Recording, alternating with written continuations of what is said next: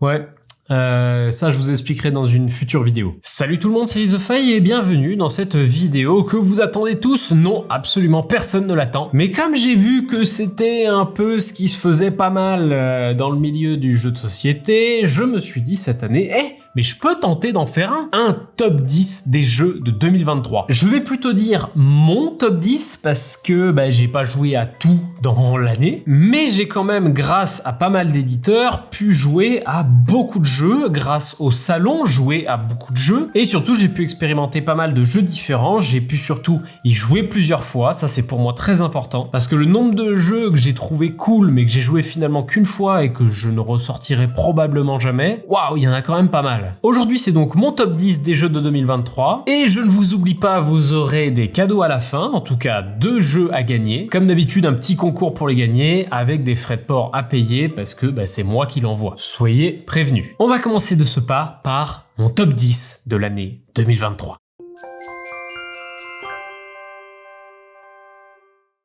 J'ai toute ma rangée de jeux qui attend là. La première boîte, c'est la plus petite boîte que je vais vous présenter aujourd'hui. Il s'agit d'un jeu dont je vous ai déjà parlé succinctement lors du vlog de Cannes de l'année 2023 et qui est sorti entre temps. Il s'agit du jeu Faux Raccord. Toute petite boîte, comme je vous l'ai dit, ça a plus ou moins le format d'un The Crew, je dirais, quoique c'est plus petit. Et c'est mon petit chouchou de l'année 2023. Pourquoi ? Déjà parce que c'est un jeu d'un tout nouvel éditeur qui s'est implanté, qui s'appelle Entre deux chaises. Et donc j'ai rencontré l'éditeur, qui est aussi co-auteur de ce jeu, qui s'appelle Xavier Violo, bonjour à toi, et qui était accompagné d'un des autres co-auteurs que je connaissais sans le savoir. On commence à jouer au jeu, et je me dis... ça a des airs de yokai, ça. Et le co-auteur me dit, ouais, c'est moi qui l'ai fait. Et là, j'ai fait, le fameux mème, vous savez. Ce jeu a aussi été fait par Julien Griffon, l'auteur de Yokai. Moi qui ai énormément aimé Yokai, en fait, dans Faux Raccord, je retrouvais plus ou moins les mêmes plaisirs. C'est un jeu d'un mélange entre un yokai et même si j'y ai pas joué mais je vois le principe, The Mind, c'est-à-dire qu'on va devoir remettre dans l'ordre les cartes, qu'elles soient dans l'ordre croissante afin qu'on réussisse à gagner la partie. Et ça, comment on va le faire ? Soit on va jeter une carte et on peut regarder une des cartes sur la frise, soit on va jouer une carte et faire son effet dessus, ou soit tout simplement on pose une carte dans la frise. Le but, en tout cas le premier, c'est d'enchaîner 12 cartes dans l'ordre croissant, strictement croissant, mais tout ça sans pouvoir véritablement communiquer entre les joueurs. Et le génie de ce jeu, comme Yokai, c'est d'avoir plusieurs niveaux de difficulté, plusieurs niveaux de jeu même différents. Le premier, c'est 12 cartes, mais après, c'est 16 cartes. Il y a un mode de jeu série où on doit faire un carré de 4 par 4 avec croissant horizontal et croissant vertical. Un mode avec arc narratif, donc on va avoir une sorte de construction pyramidale, etc. où pareil, il va y avoir un ordre croissant à gérer. Tout ça avec des obligations de cartes dans la frise, donc par exemple un minimum de 7 cartes roses, un minimum de 7 cartes jaunes, etc. Bref, il y a une vraie proposition, une vraie montée en difficulté qui arrive, et Faux Raccord m'a beaucoup plu pour ça. Et surtout, le petit truc en plus avec Faux Raccord, quand vous terminez une partie et que vous avez fait votre ordre croissant, vous avez une application dans laquelle vous allez ajouter les différents numéros des cartes que vous avez mis dans la frise, et ça va vous en sortir une bande-annonce faite par leurs soins. Alors ça a parfois ni queue ni tête, mais c'est très amusant. Je vous encourage grandement à y jeter un œil. Il est passé un petit peu inaperçu. C'était pendant la période où il y avait plein de jeux autour du cinéma qui sortaient. Il y avait Saturn, dont je vous ai déjà parlé. Faux Raccord est sorti dans la même période. Et il faut quand même mettre un peu la lumière dessus, parce que le plaisir de jeu est bien là.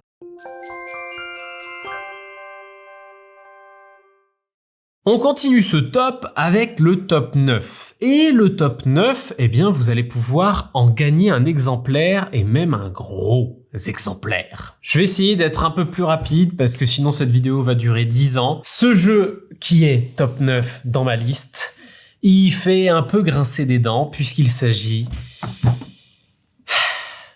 Ouais, je pense que pas mal de gens qui ont entendu parler du jeu sont en train de grincer des dents à faire mais c'est pas possible. En fait non, c'est pas possible, ça peut pas être un top ça. Et si, ça l'est quand même. Ce jeu-là, c'est Etherfields, un jeu édité par Awaken Realms, qui ont fait Tainted Grail, qui ont fait tellement d'autres jeux. Là dernièrement, il y a Dragon Eclipse, je crois, qui était sur financement. Des gros jeux, gros matos, grosses figurines.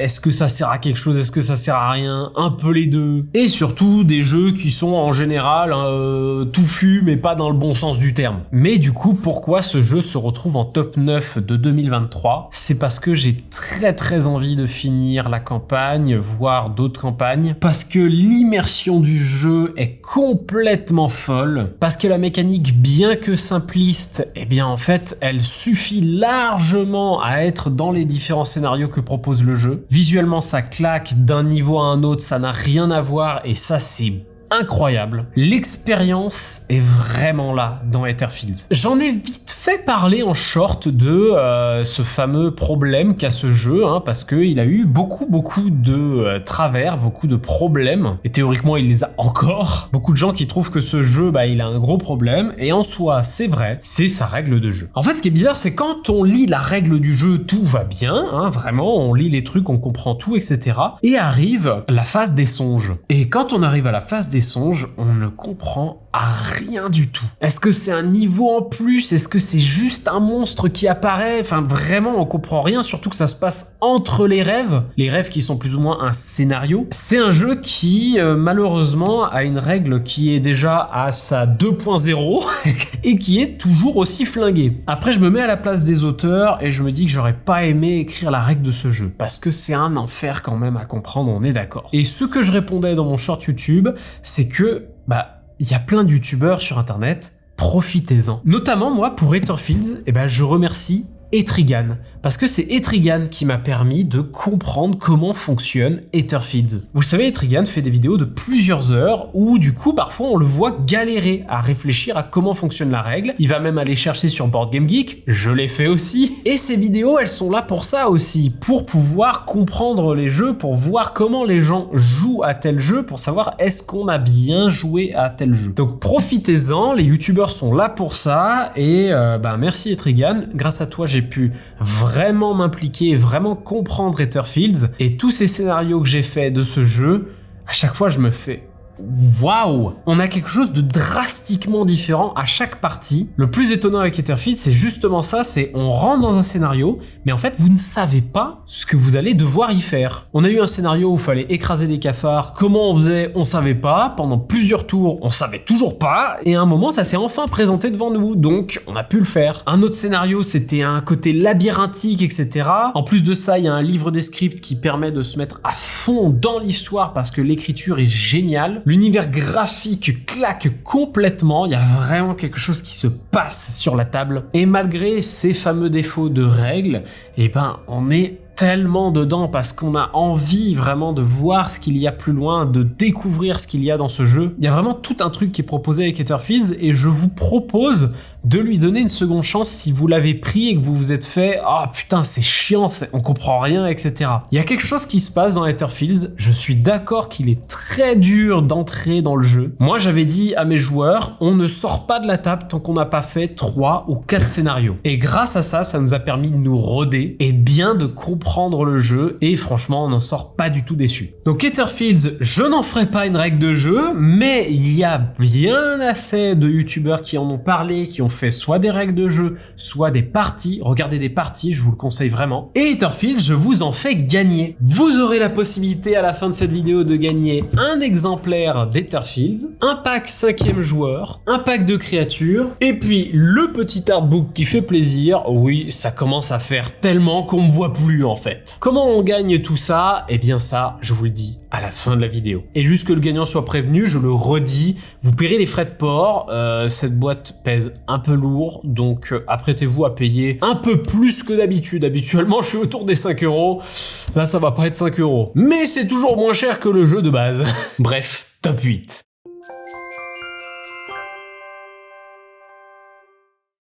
On reste dans la même idée parce que je remarque qu'il y a quand même quelque chose de fou dans ce top, mais on en parlera à la fin. C'est un jeu qui est sorti en fin d'année, que j'ai beaucoup apprécié à Vichy, et je remercie grandement l'éditeur qui m'en a fourni un.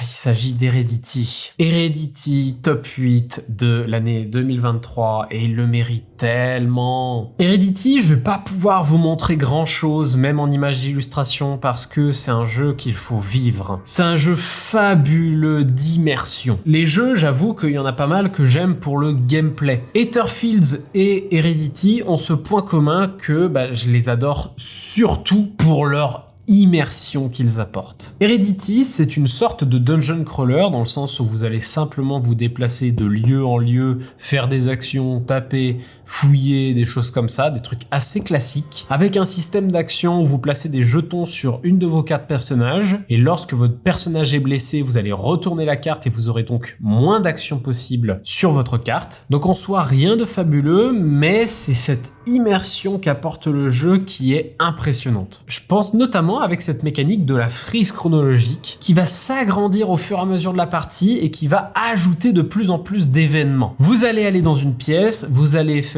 je regarde à tel endroit, et en fait en regardant à tel endroit, vous allez piocher une carte où c'est écrit vous voyez à l'extérieur des méchants. Vous l'ajoutez dans la frise, et vu que vous avez vu qu'il y avait des méchants, eh bien vous avez compris que potentiellement il faut se casser. Tour d'après, la carte se retourne, et là ça vous indique que la pièce va exploser ou un truc dans le genre. Parce qu'en fait les méchants que vous avez vus ont fait quelque chose. Tout ce système de frise qui vous dit attention, ça va péter dans pas longtemps. Donc vous vous dépêchez et le tour d'après, vous découvrez que il y avait bien un problème qui va arriver quoi. Rajoutez à ça que le plateau va vraiment s'agrandir avec des cartes que vous ajouterez un peu à la manière d'un Seven Continents, même si là c'est du prédéfini, donc il y a vraiment une histoire qui veut être racontée. 5 chapitres qui se suivent avec une vraie évolution, une vraie narration, avec votre personnage qui peut évoluer aussi puisque vous allez piocher parfois des cartes qui vous donnent des conditions. Si quelque chose arrive, vous retournez cette carte et là il se passe des choses encore plus. Bref, le maître mot de ce jeu et ce pourquoi je l'ai trouvé fabuleux, c'est son immersion qui est folle. A priori, ce ne sera pas le seul jeu qui proposera ces types d'expériences, il y aura d'autres jeux de cette gamme. Là, c'est dans un monde un peu post-apo, type This War of Mine, mais qui sait, il y aura peut-être d'autres univers qui seront proposés par la maison d'édition Darucat. Merci à eux, ils ont amené un jeu vraiment fabuleux. J'en parle en fait avec plus d'émotion que de waouh, péchu et tout, parce que je le répète, le gameplay est assez simple, mais finalement l'immersion est folle. Il a déjà eu pas mal de lumière, et je lui en fais encore plus.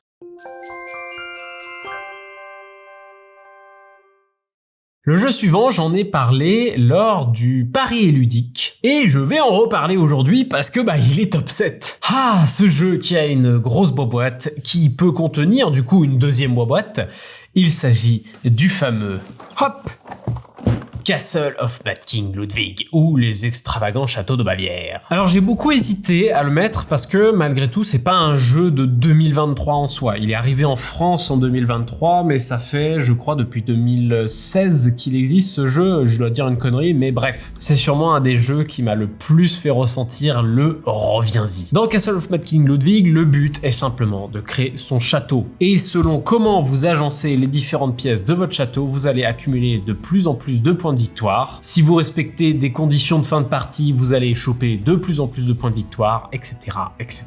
Tout ça avec un système d'enchères où chaque tour, un joueur va contrôler le prix des différentes pièces de château, et ce que les joueurs paieront, ils le donneront au joueur qui a placé le prix du marché. Mais il jouera en dernier, ça a son importance. Mais ce qui est jouissif en fait avec ce jeu-là, c'est que, en fait, on finit une partie, on a un château qui a une gueule un peu tarabiscotée parfois, et on veut rejouer justement pour pouvoir tester de nouvelles formes de châteaux, tester de nouvelles stratégies. Il y a une vraie volonté de réessayer, de refaire un château encore et encore, d'autant plus que le matos est fou furieux. Je trouve le jeu magnifique, surtout justement quand on voit les différentes pièces du château, et cette grosse boîte, quand on l'achète seule, elle semble un peu vide, faut pas se le cacher, mais parce qu'elle est prévue en fait avec l'extension, et du coup quand vous achetez l'extension, vous la mettez dans cette seule boîte, tout rentre, il n'y a pas de problème. même. Je vais pas vous cacher que pour le moment je n'ai joué qu'au jeu de base, donc je peux pas vraiment donner d'avis sur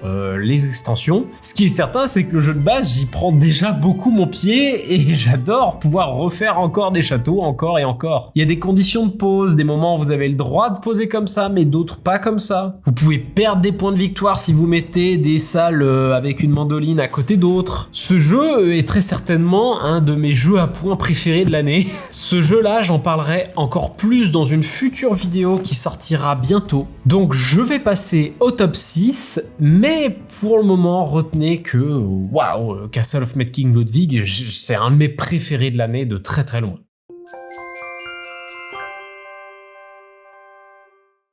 On enchaîne avec un autre jeu de Lucky Duck.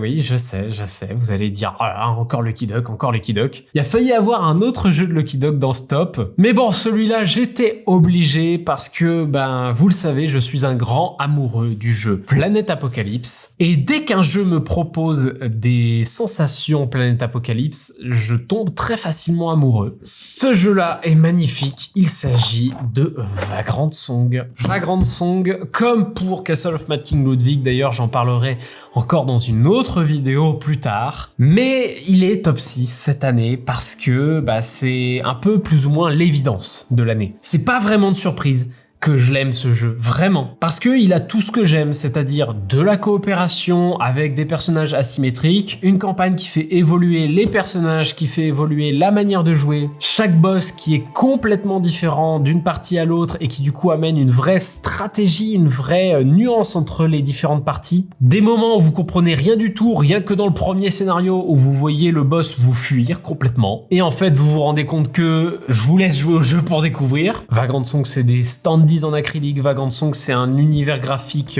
années 30, bref c'est magnifique, c'est super agréable à jouer, c'est fluide à jouer, c'est simple à jouer et surtout de vraies stratégies entre les parties et je ne peux que approuver en fait ce jeu. Tellement de scénarios, une vingtaine de boss différents, une vraie évolution dans la partie avec une campagne évolutive. Bref, je vais pas plus parler de Vagrant Song que ça parce que je vous l'ai dit, j'en parlerai dans une autre vidéo. D'ailleurs, ça sera le cas pour la plupart des jeux. On est dans un top, on n'est pas là pour présenter, faire des règles, etc. Tout ce que vous devez savoir, c'est que vous vous déplacez dans un train, vous devez battre un boss en lui redonnant son humanité, c'est plus ou moins des points de vie. Et tout ça, ça va être parfois un peu compliqué de le faire. Bref, jouez à Vagrant Song parce que ça vaut vraiment le coup d'essayer. Donc merci Lucky Duck d'amener des jeux comme ça en France.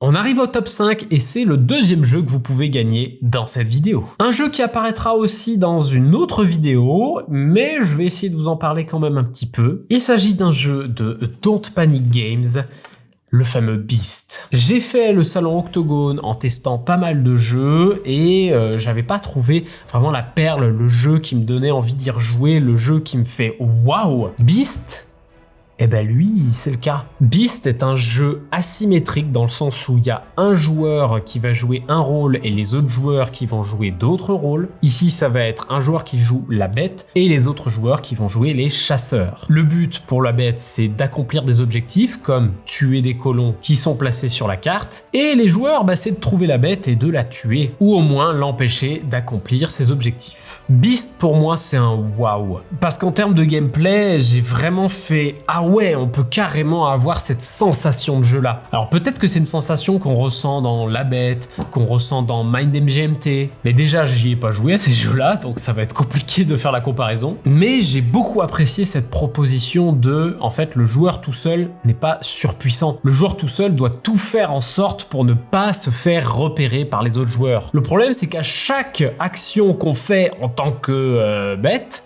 finalement on se fait repérer et on doit tout faire pour se cacher le plus vite possible des joueurs parce que ils se dépêchent très très vite. J'ai joué en tant que chasseur et en tant que bête. Les deux pour moi ont quelque chose d'assez grisant, d'assez intéressant dedans. La bête, on va vraiment tout faire pour complètement être dans le cerveau des joueurs, à vraiment leur faire croire qu'on est allé à tel endroit mais en fait pas du tout parce que le jeu propose des objectifs dans la partie pour la bête, mais en même temps la bête, si elle va trop vers les objectifs objectifs, bah forcément elle se fera repérer. Donc il faut qu'elle fasse croire qu'elle va vers les objectifs, mais en même temps, si elle peut y aller, pourquoi pas? Bref, c'est très intéressant Beast, je vous en parlerai encore plus lors d'une prochaine vidéo. Mais c'est un système de cartes avec du draft, donc les joueurs savent potentiellement la carte qu'ils pourront vous passer, mais en même temps ils ont pas trop envie de vous passer telle ou telle carte. Et vous la bête, vous avez pas trop envie de passer telle ou telle carte aux joueurs non plus. Il y a une vraie coopération qui se crée entre les chasseurs pour essayer de traquer la bête. Waouh, c'est vraiment...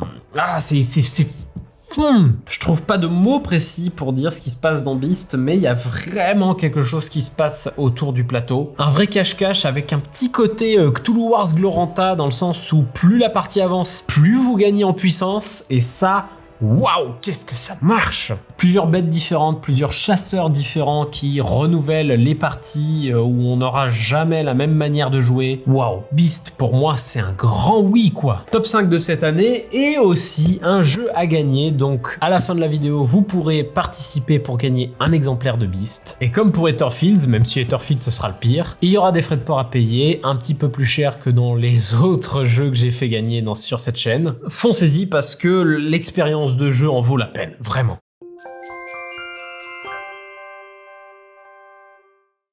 On arrive au top 4 et ce top 4 c'est sûrement un des jeux les plus connus de cette année. Je l'avais acheté récemment et juste parce que voilà, je voulais pas mourir bête, je voulais savoir pourquoi il était tant apprécié, je voulais comprendre en fait le ressenti qu'avaient les gens autour de ce jeu. Et ce jeu a eu un certain prix et il s'agit du fameux Dorf Romantique. Waouh, ça me délivre juste un petit sourire et un côté très zen. Dorf Romantique, pour ceux qui sont passés un peu à côté, effectivement, c'est un jeu de pose de tuiles où le but c'est simplement de faire le plus de points de victoire possible. Et encore, je dis le but, c'est ça qui est génial avec ce jeu, c'est qu'il n'y a pas de but en fait. Le jeu propose de faire une campagne, un enchaînement de parties, et à chaque partie, vous allez choper des coches, vous allez pouvoir avancer dans la campagne, que vous fassiez plus ou moins de points, et ça c'est très agréable. En fait, le but c'est juste d'agencer des tuiles entre elles afin qu'elles fassent plus ou moins des grandes régions. En faisant une région de 5 de forêt, vous gagnerez 5 points. C'est con, mais qu'est-ce que c'est bien, qu'est-ce que c'est bon. Il y a un côté Carcassonne, je me prends pas la tête. Je crois que c'est le plus gros résumé qu'il y a dans Dorf Romantique. Et surtout, il y a un aspect évolutif dans ce jeu qui est très bienvenu. Vous allez pouvoir avoir de plus en plus de scores assez facilement avec des tuiles que vous débloquerez au fur et à mesure des parties, de plus en plus de tuiles d'objectifs, donc qui vous rapportent de plus en plus de points de victoire. Il y a quelque chose de fou qui se passe dans Dorf Romantique que j'adore. Mais surtout, le plus agréable, je le disais déjà au début, c'est que qu'est-ce que c'est zen comme jeu. En fait, il est dans mon top 4 parce que t'as envie d'y rejouer alors que le jeu, il te fait pas des trucs de fou en fait, mais c'est juste qu'il est agréable à jouer. Il y a un côté juste, je veux jouer, je veux pouvoir enchaîner des pièces comme ça encore et encore, et ce même si j'ai pas forcément d'objectif. Ce jeu est plaisant, ce jeu donne le sourire, ce jeu n'est pas une énorme révolution, mais est un grand coup de je veux jouer, je veux passer un bon moment entre mes amis. Alors que Beast, que je vous ai présenté tout à l'heure, on peut se faire des ennemis avec Beast. C'est le jeu qui me procure le plus de petits sourires, j'ai envie d'y rejouer, j'ai envie de finir une campagne, voire plusieurs. C'est ça qui est agréable, ça fait partie de ces jeux à campagne qu'on a très envie de jouer. Je pensais que j'allais passer à côté et en fait, en jouant, j'ai compris que c'était justement sa simplicité et son immédiateté, justement, Carcassonne A par exemple, qui fait que le jeu fonctionne à merveille. Il existe sur ordi, je pense que je vais me le procurer, parce qu'il a quelque chose quand même ce jeu.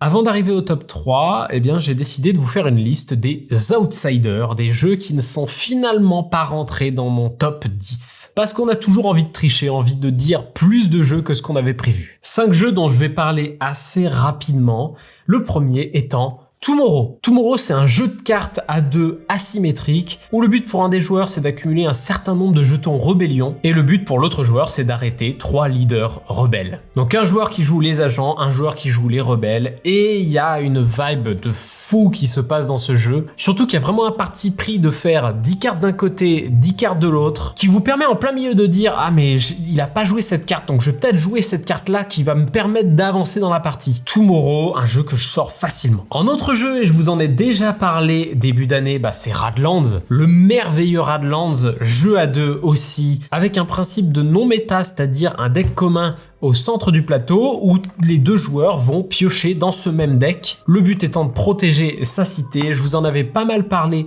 dans cette vidéo-ci. Je vous encourage à, si vous le pouvez, choper un Radlands parce qu'il y en a, ils se font arracher très facilement. Vraiment, Radlands, c'est très bon. On enchaîne avec un jeu solo, c'est Résistance de chez Nuts. Je vous fais un petit coucou Nuts. Un jeu solo très malin où le but c'est souvent soit de poser une carte à gauche, soit à droite. Si vous la mettez à droite, elle est plus forte, mais vous la perdrez, soit elle est à gauche et vous la garderez, mais elle sera moins forte. Le but, accomplir des missions du coup en posant ces différentes cartes, et ça a été très réussi de mon côté. Alors par contre, je m'étais pas rendu compte que le jeu de base, c'est-à-dire le jeu sans scénario, était finalement un des plus durs, parce que lorsque vous regardez les différents scénarios proposés, le jeu est un peu moins complexe, et heureusement, parce que le jeu de base... Waouh, je sais pas comment on gagne, mais très bon ressenti de Résistance. Un jeu qui a failli aller dans mon top, c'est Quicksand. Pour moi, Kites en mieux et surtout un jeu qui est très plaisant à sortir. Je veux souvent le sortir comme jeu et pourtant, la réalité c'est que il est peut-être pas rentré dans mon top pour une raison, c'est qu'il n'est finalement pas très compliqué. Souvent, je me suis demandé, est-ce qu'on triche? En fait non, c'est pas qu'on triche, c'est que non, c'est pas si compliqué que ça. Et je le sors pourtant très souvent. Le but étant d'amener des sabliers d'un endroit à un autre en jouant des cartes pour retourner les sabliers, le but étant qu'ils ne se vident pas. Rien de très compliqué dans ce jeu, mais pourtant j'ai un grand plaisir à chaque fois à le sortir. Et on arrive au dernier jeu dont je voulais vous parler. C'est Legacy of You. Premier jeu que je joue de Shem Phillips et je pense que je vais peut-être m'intéresser un peu plus à ces jeux parce que en jeu solo, je crois que c'est sûrement un des plus plaisants auxquels j'ai joué. J'ai failli mettre Final Girl cette année dans mon top 10. Pourquoi? Parce que Final Girl, c'est en soi un de mes jeux préférés en solo. Sauf que en soi, il n'est pas sorti en 2023 véritablement. Il est arrivé en France en 2023, donc théoriquement, j'aurais pu le mettre. Legacy of You, c'est un jeu solo qui propose une expérience en 7 parties, donc une campagne que vous pouvez recommencer en 7 parties comme ça, et où le but c'est de construire 6 canaux sur une rivière, et d'une partie à l'autre, que vous la gagnez ou vous la perdez, vous aurez quand même des choses qui vont se passer. Donc même si vous perdez, vous avez envie de continuer, vous avez envie d'aller jusqu'à la suite du jeu, vous avez même une carte si jamais vous perdez jusqu'au bout. Il y a une vraie gestion de main, une vraie gestion de ressources à faire. Attends, non, je vais plutôt en faire dans ce sens-là pour avoir le truc le plus optimisé possible. Il y a un plaisir fou quand on joue à ce jeu, alors que je vous avoue que la première fois que je l'ai vu, j'étais un peu perplexe. Je me disais, est-ce que c'est juste un jeu de gestion un peu bébête? Non, c'est waouh, qu'est-ce que c'est cool! Et on a envie de fouiller encore plus. Donc vraiment, Legacy of You, si je devais vous recommander un jeu solo cette année, c'est celui-ci.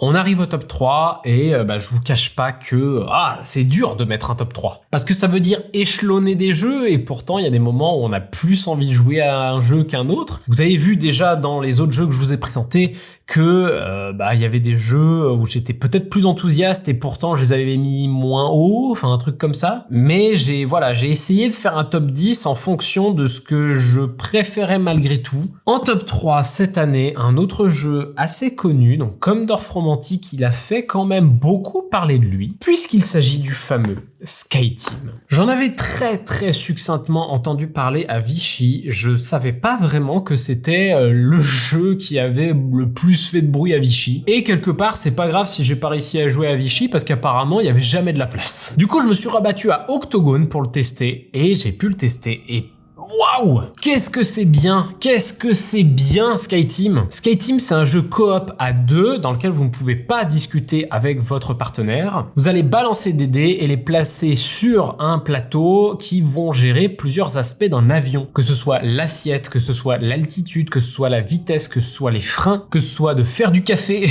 Et tout ça avec un certain nombre de tours limités qui vont du coup amener une tension mine de rien dans la partie. SkyTeam, on a le jeu de base qui propose un aéroport, donc une frise et le plateau principal classique, mais évidemment, ce que j'adore dans les jeux, il y a d'autres propositions dans le jeu. On va avoir d'autres aéroports qui amèneront d'autres contraintes, plus d'avions qui apparaîtront, des virages à prendre, donc l'assiette à gérer en fait sur l'avion, des aéroports plus ou moins proches et du coup on va devoir aussi gérer ça, des conditions météo particulières, du vent, bref, qu'est-ce que c'était un... Waouh, c'est un grand plaisir à chaque fois de le sortir SkyTeam. Ça doit être un des jeux que je sors le plus ces temps-ci parce que y a un vrai plaisir à le ressortir à chaque fois. Luc Raymond, bravo à toi. Parce que ça marche tellement. Il est top 3, c'est pas pour rien, et je sens que ça va être un des jeux que je vais le plus poncer le plus rapidement possible, vraiment. Je vois 11 aéroports, 21 scénarios, et j'en ai pas fait 21,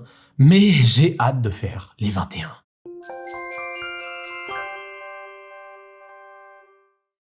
On arrive à un top 2 que je pensais pas mettre aussi haut au départ, parce que j'y avais joué à Paris et Ludique. J'avais fait « ouais, c'était cool, machin, etc. » Le temps est passé, j'y avais pas rejoué et je l'avais un peu oublié quelque part. Et un jour, on y rejoue avec mon acolyte qui m'accompagne à chaque convention, merci à lui encore, et j'y rejoue avec un sourire et avec une tension, quelque chose qui se passe en moi qui me fait que j'adore le jeu. Et maintenant, j'ai envie d'en faire des dizaines et des dizaines de parties. Tellement que j'en ai fait un deck et pourtant je déteste faire ça. Il s'agit du jeu Arakan Wars. J'en ai fait très vite fait un short, mais je me devais de parler d'Arakan Wars. Qu'est-ce que c'est bien! J'en reparlerai aussi dans une future vidéo, parce que il mérite tellement! Il faut savoir que moi, les TCG, les jeux de cartes à collectionner, c'est pas mon truc. Lorcana, j'y ai pas mal joué cette année, parce que c'est celui qui se présentait le plus finalement. Mais en soi, le principe juste du jeu de cartes à collectionner, c'est-à-dire à la fois un jeu de cartes, mais à la fois de la collection, donc si t'as pas les cartes, tu pourras pas jouer. Ça, c'est quelque chose qui me plaît pas beaucoup. Mais bon, Arakan Wars, il a ce côté jeu de cartes à collectionner, mais déjà sans booster. Ça, pour moi, c'est un gros plus.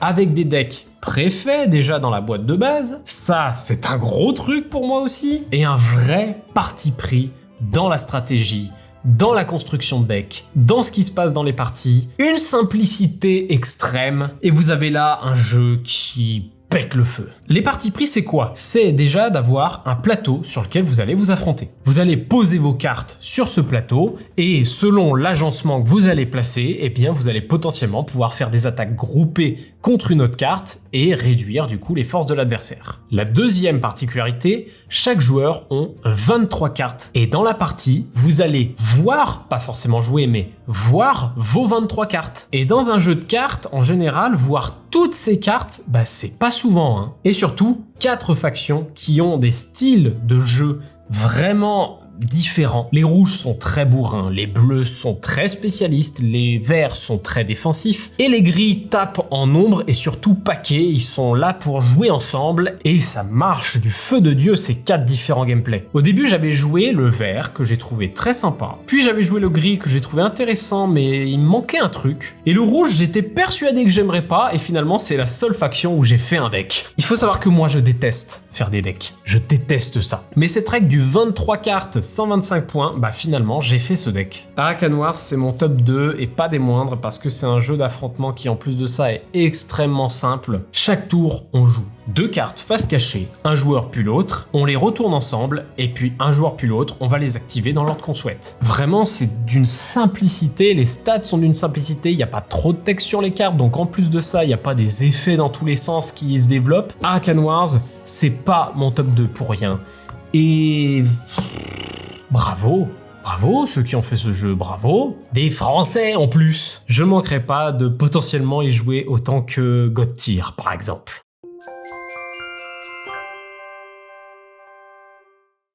Et c'est parti pour mon top 1, qui est un jeu dont j'ai déjà parlé sur cette chaîne, et même pas mal. Il s'agit d'un jeu à cocher coopératif. Voilà, il n'y en a pas 10 000. Il s'agit de Zombicide Gear Up. Je suis sûr qu'il y a des gens qui tombent des nues quand ils voient ça, parce qu'ils se disent « Putain, après les autres jeux qu'il a montrés qui sont vachement mieux que ça, il met Zombicide Gear Up en premier. » Bah si, je mets Zombicide Gear Up en premier, parce qu'il a quelque chose de foncièrement bon. Le même auteur que Cartographeur, la même ADN qu'un Cartographeur. Le nom Zombicide qui, en fait, l'a desservi, je pense. Je l'avais déjà dit dans la vidéo, les jeux coop qui ne sont pas des dungeon crawlers. Pour moi, le nom Zombicide a desservi ce jeu parce que c'est un jeu qui, en soi, est pour toute la famille. Assez simple d'apprentissage, très simple de maîtrise. On a envie de rejouer assez facilement pour essayer de battre les boss ou essayer de mieux s'en sortir tout simplement. On retourne une carte, ça nous donne une arme et du coup, on utilise l'arme qu'on a sur notre plateau de jeu et on va faire le gabarit sur un des zombies. Le but étant de remplir toutes les cases d'un zombie. C'est tellement épuré et ça marche vraiment bien. Un nombre de boss suffisant pour ce que propose le jeu. On a réussi que 2 boss sur 6 et pourtant on y a joué à ce jeu. Ça doit être un des jeux que j'ai le plus ressorti de 2023, tout simplement. Et c'est pas pour rien, c'est parce que il me plaît énormément, j'ai des sensations qui me plaisent beaucoup dans ce jeu. Un coop avec une mécanique qui demande un peu d'aider les autres sur est-ce que je prends ce zombie ou alors est-ce que tu le prends plutôt parce que sinon moi je suis dans la merde. Je vais prendre une arme pour pouvoir t'aider à tirer sur tes propres zombies parce que je sens que t'es pas bien. Des boss où certains ont des grosses particularités. Bref, Zombicide Gear Up, pour moi, c'est mon jeu préféré de l'année. Ce qui est très pénible, c'est que tous les jeux dont je vous ai parlé, il y en a que j'ai joué plus récemment. Je pense notamment à Legacy of You que j'ai adoré. Donc théoriquement, dernièrement, je dirais Legacy of You, mais non, en fait, en réalité, Zombicide, même si je veux moins le sortir, c'est juste parce que je l'ai plus sorti. Zombicide Gear Up est mon jeu préféré de l'année et je le finirai, j'irai jusqu'au bout. J'arrive pas pour le moment parce qu'il y a vraiment des boss qui sont compliqués, des modes de difficulté aussi qui sont compliqués, il y a aussi une feuille de succès qui est proposée. On en a pas réussi beaucoup parce que c'est pas évident, mais j'ai adoré l'expérience de Zombicide Gear Up. Je vous encourage grandement à vous renseigner sur le jeu parce qu'il est vraiment passé par-dessus les radars et surtout il a été victime de son nom qui le rend moins attrayant, je trouve.